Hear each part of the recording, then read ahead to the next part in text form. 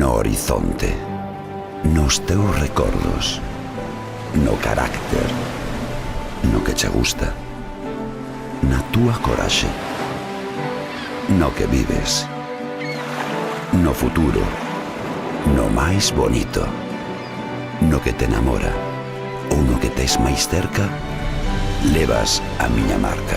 Cando se trata de escoller o mellor, o noso mar marca.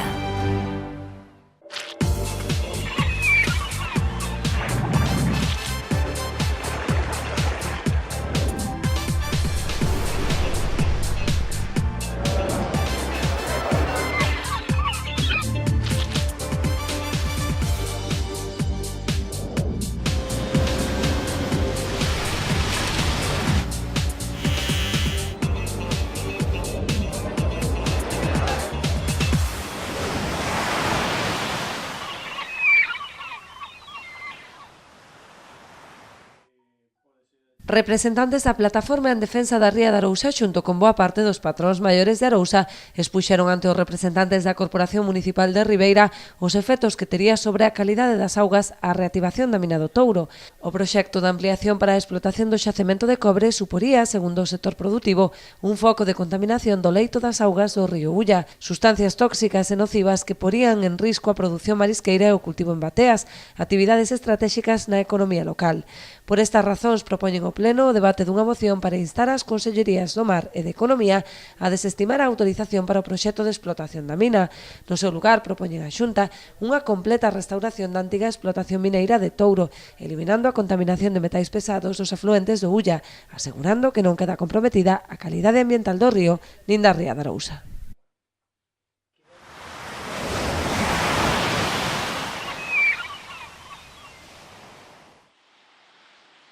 Despois de anos de espera, debido á crise e á falla de investimentos, un feito que provocou que o proxecto estivera paralizado durante un tempo, a remodelación da fachada marítima de Porto do Son será en breve unha realidade. Ou iso é o que agarda o Executivo local, despois de comprobar a disponibilidade da Xunta a poder financialo. Sabedes que a fachada marítima, pois, había un proxecto que estuvera a punto de ser adxudicado, que despois, bueno, por uns motivos ou por outros, derrabouse ese proxecto.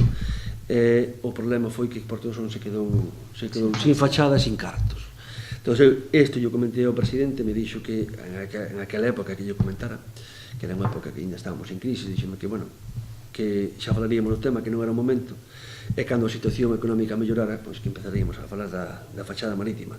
Así foi que empezamos aí máis ou menos un ano, non? María que fóramos unha reunión con el, e nos preguntou el mesmo por esta fachada, e esa chamada que fixo a conselleira do Mar e ao mesmo tempo a conselleira a Portos, pois empezaron a traballar os técnicos nesta hora. O goberno sonense xa remitiu o proxecto a Portos de Galicia para o seu estudo e análise e ver a súa viabilidade. Segundo o alcalde Luís Oujo, a actuación que abarcaría o espazo existente entre o Peirao e a zona do Cruceiro podería estar xa adxudicada a finais deste ano, sempre e cando se cumpran os prazos previstos. Pero teño que revisar Portos, unha vez que o revise os técnicos de Portos e lle den o ok, pois ten que ser publicado no Boletín Oficial Europeo, máis ou menos calculamos que 2 meses.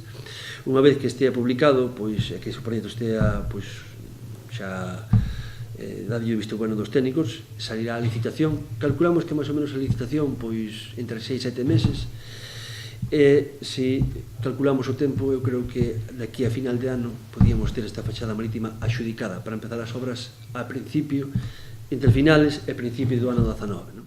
En palabras do propio rexedor sonense, será un cambio importante na fisonomía de Porto do Son, tratando de integrar o porto co núcleo urbano, dándolle ademais prioridade á xente fronte aos vehículos. Unha vez que este proxecto rematado, eu creo que vai a ser un sitio a visitar solo o que é a fachada marítima de Porto do Son.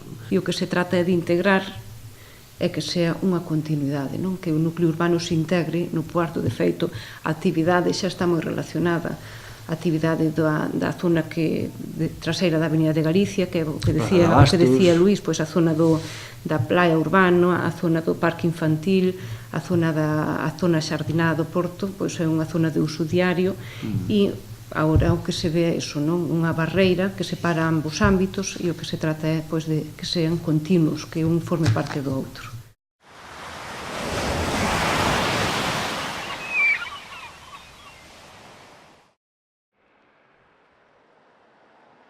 Concluídos os traballos de demolición do antigo Museo do Mar de Noia, a Dirección Xeral de Patrimonio deberá realizar novas catas para descartar a existencia de máis restos arqueolóxicos. Compre recordar que a aparición dun treito de muralla medieval nos baixos da edificación provocou unha importante demora de preto dun ano, ao tempo que unha modificación do proxecto. Os traballos de demolición desenvolveronse extremando as precaucións para non danar os vestixos de gran valor arqueolóxico. Esas autorizacións conlevan en todo momento o seguimento dos achádegos da muralla. Para facer esa labor de demolición das paredes do edificio e da cuberta foi preciso colocáronse o textil sobre a muralla e colocar tamén area para que non se producise ningún risco de caída dos elementos da cuberta ou das paredes sobre a muralla e que pudera danalas. Fixose esa labor de retirada nunhas condicións satisfactorias, con unhas condicións de máxima cautela para evitar calquer dano a ese elemento arquitectónico e agora o que se pretende é facer unha supervisión e presentar o proxecto de control arqueolóxico que permitiría o seguimento das labores de excavación que se desenvolverán ao longo das próximas semanas e paralelamente preténdese xa tramitar a licitación do proxecto construtivo. A planta baixa destinarase a centro de interpretación destes restos que serán expostos e debidamente conservados, o que suporá un atractivo máis do novo museo. As plantas superiores albergarán parte da inxente colección do Museo do Mar, que ata o de agora non podía estar exposta debido á falla de espazo. O resto dos fondos poderán ter saída a través de exposicións puntuais, talleres ou mesmo os medios de consulta interactivos dispoñibles no propio museo. Nas plantas primeira, segunda e baixo cuberta, o que se faría é adicalo ás distintas exposicións por parte de elementos xa característicos do Museo do Mar, algún desos elementos que xa estaban expostos no Museo Antigo e outros dándolle un carácter máis interactivo con paneis, con pantallas e demais que permitan non só a visualización deses elementos característicos do museo, sino tamén que a través de paneis interactivos os visitantes podan visualizar algún dos outros elementos que eles teñen almacenados ou que teñen a súa disposición, porque sería imposible que nesas dúas plantas puderan caber todo o volumen de material que teñen para expoñer. A previsión do Executivo é que o novo museo poida estar operativo a principios do próximo ano.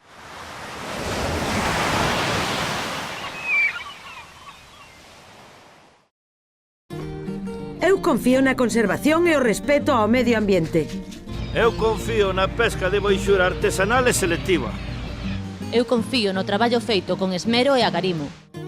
Eu confío no mellor sabor e na máxima frescura. Confía na calidade e busca este distintivo. Pesca de Rías, de onde senón.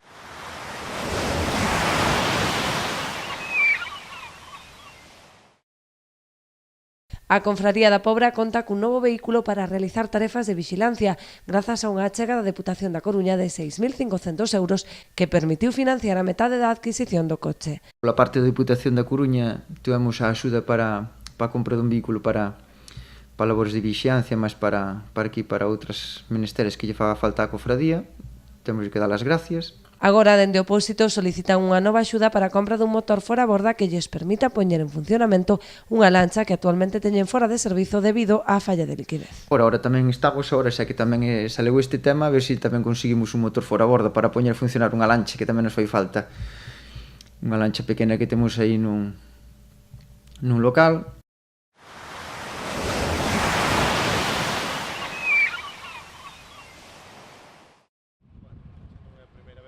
Do mesmo xeito que o facían anteriormente outros grupos da oposición, Cidadáns Boiro ven de exixirlle ao equipo de goberno unha solución urxente aos vertidos de augas fecais que se dan dende hai meses na zona do Saltiño en Esteiro.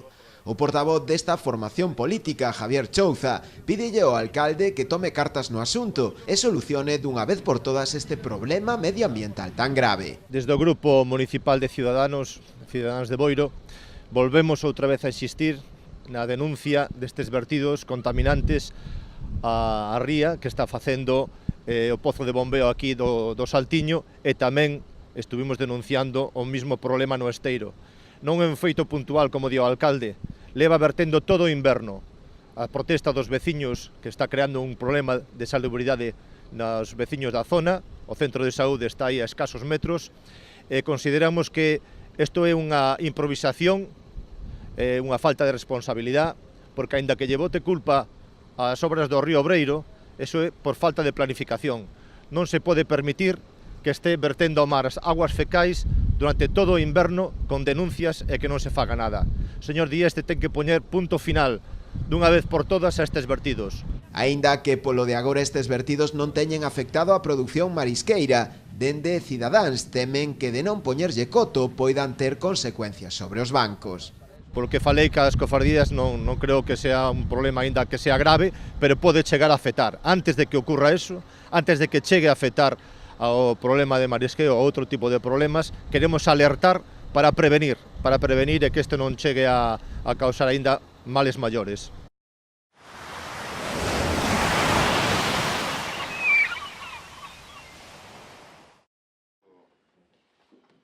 As instalacións do Club Náutico de Cabo de Cruz foron o escenario esta mañá da sinatura do acordo de colaboración entre a Axencia de Turismo de Galicia e Portos, que permitirá dar continuidade á promoción do turismo náutico galego de xeito conxunto, como se veu desenvolvendo nos últimos anos, e na que colaboran tamén as principais instalacións náutico-recreativas galegas.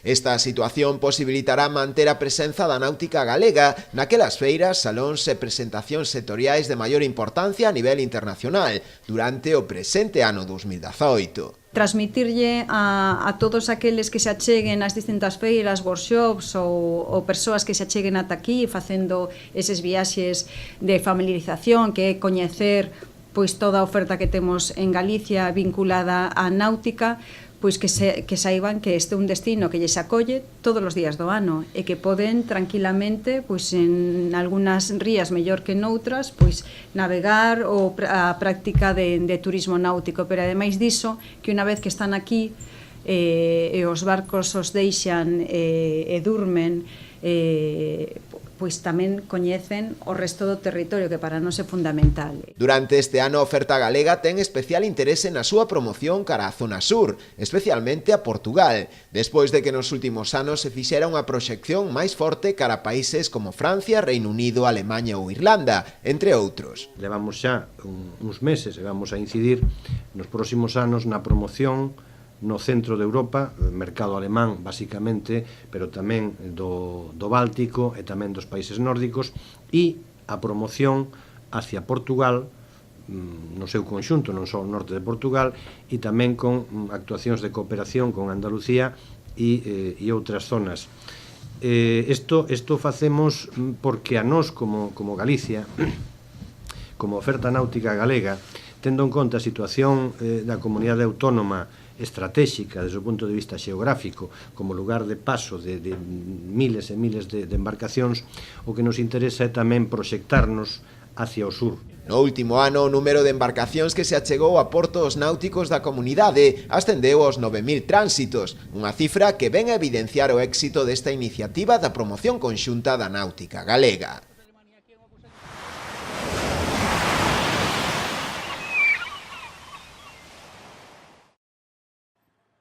A aposta de Portos de Galicia pola náutica é imparable. O ente viaxou estes días a Portugal co obxectivo de afianzar lazos e presentar as súas instalacións e propostas, principalmente dos proxectos Ecodestin e Capitén. Poder plantexar estas propostas que veñen compendiadas nos proxectos europeos citados para seguir promovendo a oferta náutica de Galicia, pero tamén tratar de acadar bases, acordos de cooperación con rexións ou con áreas que teñen un alto nivel de desenvolvemento náutico, como pode ser o caso do Algarve, con cidades como Portimao, como Lagos, como Vilamoura en Cuarteira, tamén como Albufeira ou a propia cidade distrito de Faro. Onte presentaron a oferta da Xunta de Galicia no Clube Naval de Portimao ante un público formado por membros do propio clube, da Cámara Municipal e por representantes de outras entidades náuticas do Algarve. Tamén vamos a ter a posibilidade de plantexar iniciativas desde a perspectiva dese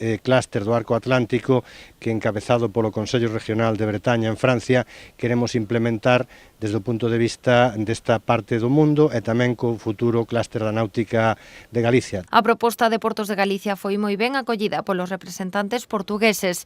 Chamou especialmente a atención a idea de facer das escalas entradas aos patrimonios das diferentes zonas. As escalas son pensadas como entradas, como era antiguamente, a patrimonio. Temos 22 escalas, porque tamén son escalas de illas, escalas de outros espacios, e 17 portos incluídos en todas estas ofertas. O vosso presidente dizia, as pessoas que procuram a Galiza pensam primeiramente na Catedral de Santiago, quem procura o Porto pensa nas caves do vinho do Porto. E se calhar, utilizando ou tendo por base esses pontos de referência, podemos conjuntamente todos oferecer um destino com escala.